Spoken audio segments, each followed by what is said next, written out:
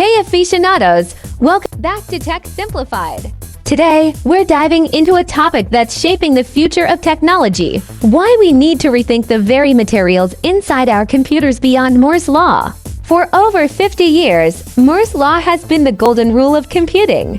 It predicted that the number of transistors on a chip would double about every 2 years, making our devices faster, smaller, and cheaper. But here's the thing, we're hitting the limits of what silicon can do. As we try to cram more and more transistors onto chips, we run into some serious problems. Quantum effects. At the tiniest scales, weird quantum stuff starts happening, like electrons sneaking through barriers they shouldn't, making chips unreliable.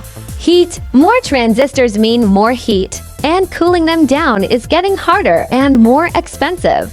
Cost. Building factories for these ultra-tiny chips costs billions.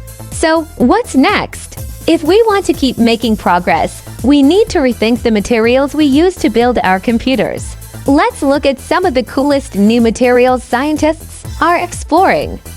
Graphene, super thin, super strong, and conducts electricity like a dream.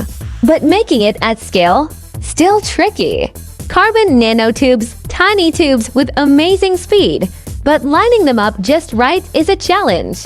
2D materials, like molybdenum disulfide, only a few atoms thick, with unique properties, but tough to manufacture. Gallium arsenide and silicon germanium, faster than silicon, but more expensive. Photonic chips, using light instead of electricity for blazing fast data transfer. 3D chips, stacking layers for more power and less space if we can solve the heat problem. Quantum and neuromorphic chips, inspired by physics and the human brain, these could revolutionize computing, but they're still in the early days. To make all this work, we also need advanced manufacturing techniques, think atomic level precision, and brand new ways to build chips. Why does this matter? Because the future of AI, the Internet of Things, and even your next smartphone depends on it. We need chips that are faster, smarter, and way more energy efficient. But it's not just about new materials.